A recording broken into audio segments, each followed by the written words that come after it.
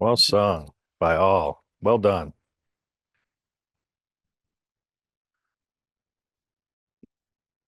This is what we've been working on. This community declaration, our community declaration. Then I want to take a moment to speak to something that someone brought up this last week, and they said, well, it's our community declaration, but we didn't create it together. And I'm aware of that. I created it, and I gave it as a blessing for this community, as a vision statement, as a statement of being for our community. That it's meant to be something that guides us as we live into our community. And this new, as we continue to develop who we are, as we continue to find our footing as a community, as a spiritual center, moving into the year 2025, as we wrap up 2024, moving into the year 2025, that we continue to fall in love with the idea of us being a community and a center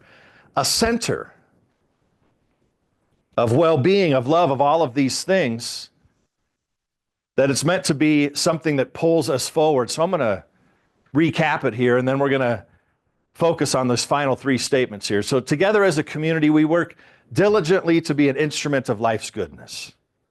We embrace our humanity and practice our spirituality. We welcome, accept, and honor. That's not always easy to welcome, accept, and honor, especially when it looks other than the way we'd like it to look. We're called to grow and be more. We serve each other and find joy in giving. We practice freedom of being and self-love. We commit to growing and healing, and those are the three that Reverend John focused on last Sunday. God bless him. And then today, we practice forgiveness. We are authentic, truthful, and real. We are a center of love, healing, and harmony. And there's one particular line in today, what we're going to focus on today, that I believe is the most important line in that entire saying, and it's not just because I'm presenting this morning. We practice forgiveness. We practice forgiveness. Now, it doesn't mean that we always do it, but this is a vision statement that's meant to pull us forward. It's an idea for living that is meant to remind us, oh, I have an opportunity to live a certain way today. I have an opportunity to grow, to become a spiritual giant today by practicing any one of these lines. But today I want to begin with, we practice forgiveness, and most of us have had some experience with being alive for some period of time now, yes? We've been around the block once or twice. Most of us have probably had something to forgive.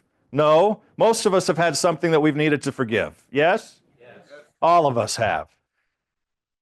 What I'd like you to consider is that line sets up the rest of this, actually. Is that it's nestled down here in part 3 of a series of talks, but that it's fundamental to our being. Forgiveness. There's a line in our Lord's Prayer, there's 2 lines, and what do they say? They say, forgive us our trespasses as what? We forgive those that trespass against us in our Father. So, as I'm seeking to do, and this is actually point 1 of my talk this morning, is I continually seek to take unwavering responsibility for my life. I changed it to forgive me my trespasses as I forgive those that have trespassed against me. It's hard. This is a call to, well, I was going to say man up, but that's for me. So person up, grow up, be big, be more, be bold, live large. We're not always going to get it right standing up here, by the way, just so you know. We seek to get it right a lot, but it's not necessarily always going to be right.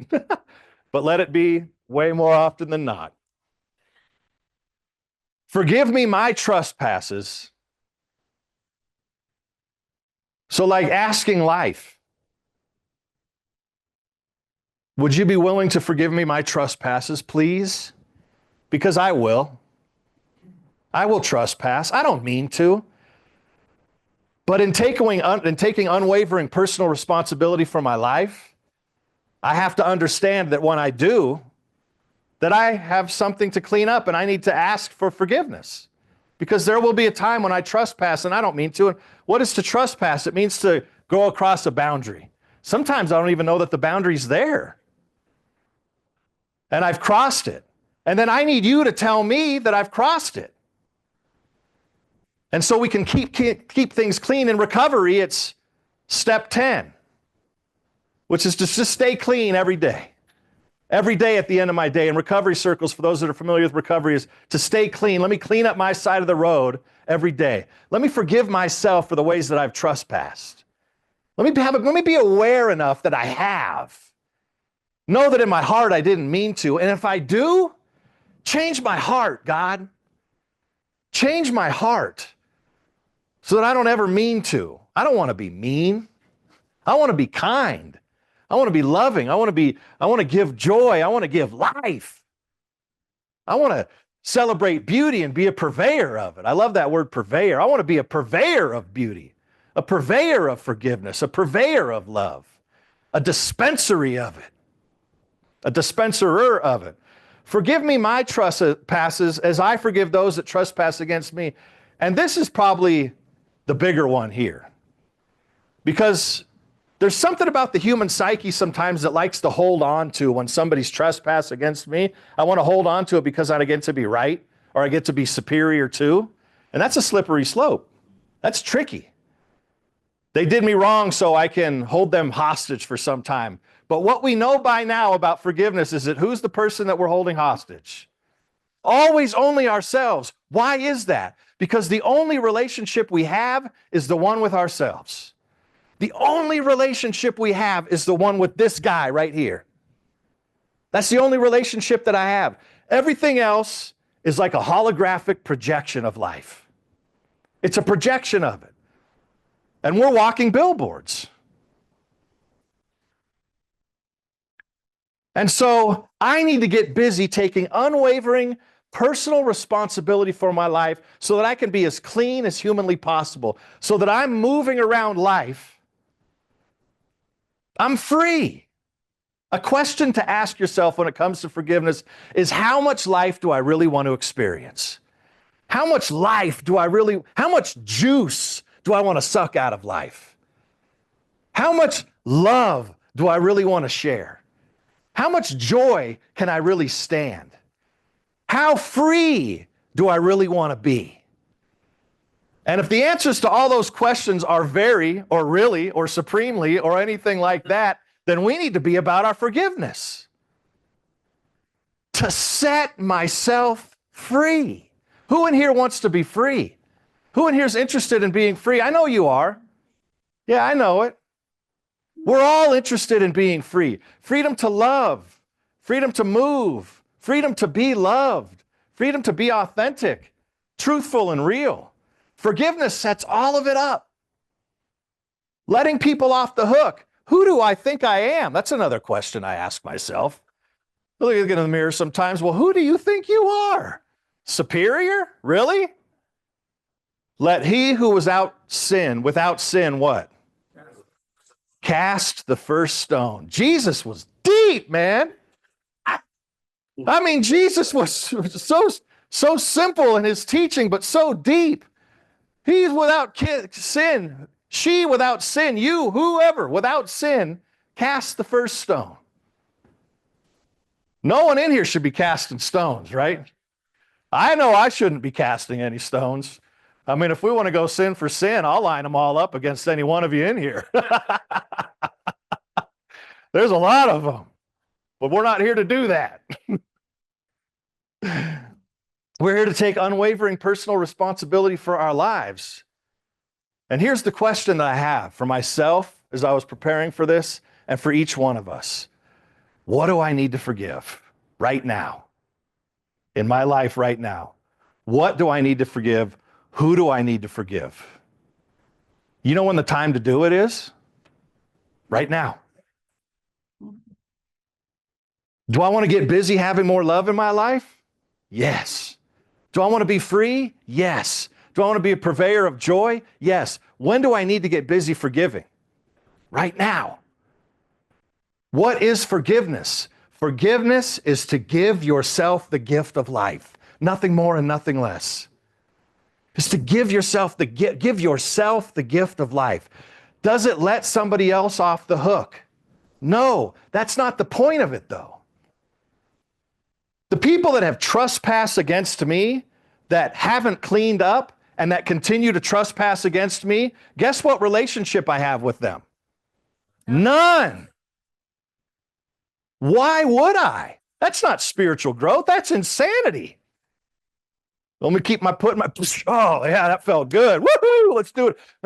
Oh, yeah, that felt good. Let's do it again. Please, can I have another? Please, can I have another? That's insanity, right? As it was said a long time ago by, I think it was Dr. Kathy Ann Lewis, forgive somebody, that doesn't mean you have to go out to brunch with them. Something like that, I paraphrase. Do you understand? It's a relationship we have with ourselves. The only relationship I have is the one with myself. I want to take unwavering personal responsibility. This is in line with principle. God so loved each one of us. The Spirit so loved each one of us. In the beginning, so loved the I am presence. You know, we love more nowadays to use so many different words for God because God is so charged, right? There's so much juice around the word God. So it's what other words can we use for it? And so we get crafty and coming up with ones. I love with the I am. The idea of the I am. In the beginning, I am. So loved the idea of you, to wrap my head around this. It so loved and my heart around it. It so loved the idea of me and so loved the idea of you that it breathed life. It imagined you into being, your body, exactly the way you are, exactly the way you're meant to be. And so that we get busy crafting and honing and writing and rewriting and editing and living and trying this and trying that with our life. And some stuff works and some stuff doesn't. But the Spirit so loved you. Just put your hand on your heart for a minute. Just close your eyes for a minute. The Spirit so loved me. The Spirit so loved me that it breathed life into me, that I might be here right now in this time, in this day, in this age, to experience this thing called being alive. Now, sometimes that's not easy. That's not easy to justify or not easy to, like, now? Why now? What about during the Industrial Revolution or during, I don't know, when, who was it? Whatever time you think is romantic and fun and lovely. But I promise you, during every era, there's been issues, okay? So we're just, whatever issues are happening now are just issues that have been a long line of issues called being a human being.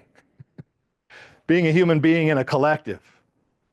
But just think if all of us a little bit more often forgave, what kind of community we'd be creating. There is going to be a time, I'm just telling you right now, where I disappoint you. There is. This is the way it goes. There's going to be a time when I'm disappointed by something that happens that somebody else does. We just need to clean up. That's all. We need to take unwavering personal responsibility for our own lives, keep putting one foot in front of the other, and realizing God so loved me that created me during this time to be alive now. And what do I get to do? I get to work at it. I get to hone the craft of being Charles Hall. And part of that is forgiveness. And then I get to experience the blessing of being authentic, truthful, and real. And most of the time, I kind of like who this guy is. I look in the mirror and go, when I'm authentic, truthful, and real, I'm a pretty cool dude. I like that guy. And I set myself up by keeping my house clean. Ernest Holmes says something else I want to share with you. Because Ernest Holmes says a lot.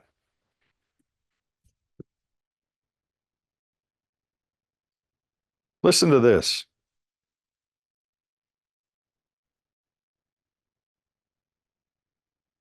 So there was this guy that was sick in the Bible, right? And Jesus forgave him and told him, take up your mat and walk, which is deep too, right? To stand in front of somebody and just say, I believe so much in your perfection. You are forgiven. You're free now. Like, what if we can imagine just for a moment the presence of whatever your guru is, whatever your, the presence of God, or for Christians, it's Jesus or Buddha or the Christ presence, or the presence and power and love of God at the center of your own being. If you could sit at the feet of that presence and have it and believe that when it conveys, or when it says, or when it communicates, that you can be healed now of that which ails you, and to pick up your mat and actually walk. And it's not necessarily a physical ailment, but a spiritual ailment, a mental ailment, a psychic ailment. And that we could be made whole and made new in this moment. That is a process of self-forgiveness. So he says this: if one labors under a great burden of past mistakes, they devitalize their body, and if the condemnation is great enough, it might render the body incapable of moving. Jesus, seeing the sick person was laboring under a load of condemnation, told him that his sins were forgiven. This removed the weight from the man's consciousness, making it possible for him to receive the healing word. Jesus told him that his sins were forgiven. That if we were, that if we could listen to and be obedient to the great messenger that lives inside of each one of us, that says your sins, whatever we think our sins are forgiven. That whatever mistakes that you have made, they're already forgiven. He goes on to say, would Jesus have forgiven the man if he had thought that God held anything against him? Certainly not. He knew that the eternal heart is one love, and that God forgives from the foundation of the universe. Indeed, he knew that divine mind is too pure to behold evil and knows nothing about sin. That's the truth of our life. Jesus knew that the divine mind is too pure to behold evil and knows nothing about sin. The divine mind that created, that imagined you into being, that imagined each one of us into being here now, that divine and sacred mind that so loved you, that said yes to your being, knows nothing of evil and knows nothing of sin and cannot behold you in that way. We keep ourselves there, gang. And isn't it time to stop doing that? To give ourselves a break, to knock it off, to get busy being on our own team, to meditate and pray and listen and turn down the dial of the world and whatever it would have to say, and turn up the dial of the great messenger that lives within us, the Buddha speak, the Christ presence, the sacred word, the I am, the perfect being. As we get still enough and listen, it says to us, behold, thou art my beloved in whom I'm well pleased. If we could just continue to believe in that, we would be set free. Continue to listen to that, we will be set free. To listen to it, to worship that, to make that more important than the one that would say, no, you're bad, you're wrong, you're too sensitive, you're too this, you're too that, you're too small, you're too big, your breath is bad, whatever it might be.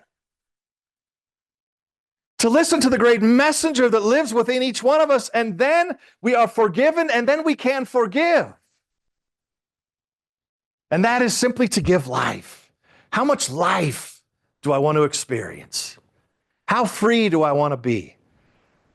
I prefer joy to pain. That's my personal preference.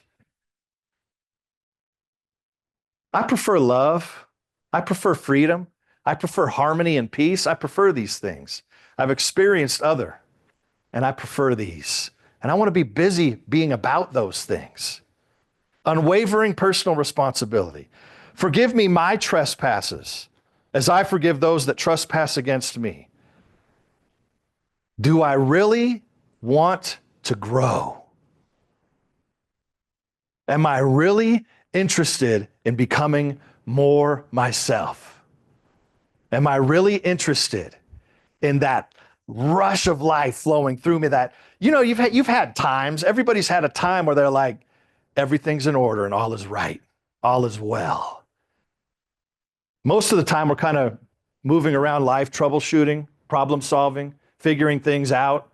I got to pay the bills. Where's the money going to come from? Am I going to make a sale? What do I need to say to convince this person to da da da, et cetera, et cetera, et cetera. And we spend a lot of time like problem solving and using our big brains, our big, beautiful brains to problem solve and troubleshoot and figure out the puzzle of life. And I believe that we're called to spend more time in quiet, in stillness, just more time, not all the time, right? Just more time in the stillness, just listening for that sacred messenger, that word that lives within us that says, you actually are my beloved in whom I'm well pleased. You, I. And then be set free. And from time to time, you might find yourself in the quiet of your own. Nobody's watching. I'm free. Nobody's looking at me. No one needs to see you pray and meditate anyway. It's not a show. It's a sacred. You might find yourself just kind of opening up your arms and tilting your head back and just saying, thank you, God. Thank you, life. To be aware of what I'm aware of. Because once you're aware of something, once you know something, you can't go back. Once you know something, you can't go back. So this morning, know that you are the presence of the beloved, that you are the incarnate expression of the living word of peace, joy, harmony, love, expression, divine goodness, all those beautiful things that you are it. To know it and to not ever go back to how it's ever been, to forgive, to be authentic, to be truthful, and to be real. And then when we're doing all of these things, as we're doing all of those things together as a community, we are a center of love, healing, and harmony. Of love, healing, and harmony. Because we're committed individually to being love. We're committed individually to being healed. And we're committed to individually being in harmony. And then as we do that individually, we do it as a collective. And then it ripples and spreads. It ripples and spreads. It ripples and spreads. And Santa Fe's better because of it. This town's better because of our love. Today. When is a good time to forgive? Right now. So I'm going to ask you to consider where you need to forgive. Consider, even if it's just a small something, as we move into a little time of prayer here. Consider right now where I need to forgive. And that means to love myself more. It means to give myself the gift of life. It doesn't mean to make anything that happened okay. It doesn't mean I'm going to go spend time with them or I have to force myself to spend time to show that I'm over it. This isn't about getting over it. It's about getting free.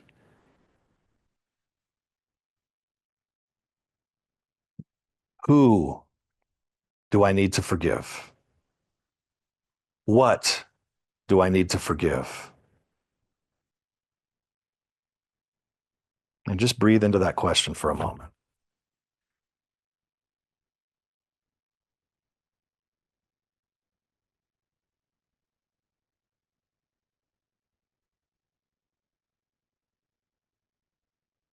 The presence within, when there is a willingness, when there is simply an acknowledgement of who or what I need to forgive, when there's a willingness, there is a way. Where there's a willingness, there is a way for that forgiveness to happen. I don't know the answer. You know the answer. And it is an inside job, gang. It is a willingness to not let that person or that event have any more sway over you. Have any more control over your life. Doesn't live in your head space or your heart space any longer. We're getting ourselves free. So today, this moment, this morning is the beginning of a process that I'm inviting each of us to continue to welcome, to be in during this time of Christ's Mass, the amassing of the Christ, through the Festival of Lights, through the shortest light day of the year that we just experienced yesterday, where the light is the brightest because it's the darkest for the longest.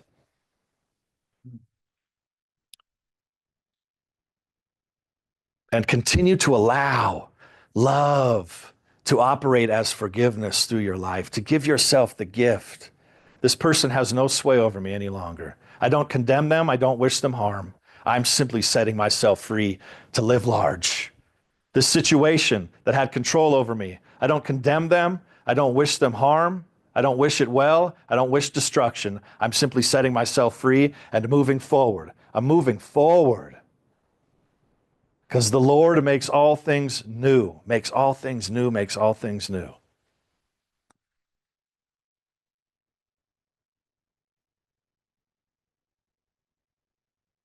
Moving ahead, not moving backward. I'm moving ahead. Oh, there's a song. Moving forward. Moving forward. I'm moving forward. I bless this community this morning and the work that we do, the spiritual work that we do within. And I know that we are set free because of it, because of our community, of our commitment, and our willingness to move forward, to be set free. I'm grateful for the presence of the Spirit the presence of love, the presence of life, the presence of harmony that continues to escort us throughout this week as we celebrate these times of festivity. That we're ever present to what's really going on. Love will have its way here today. Life will be known through me today. I am a demonstration of harmony. I am a living reminder that life is good. I call it good, and so it is. And so it is. Amen.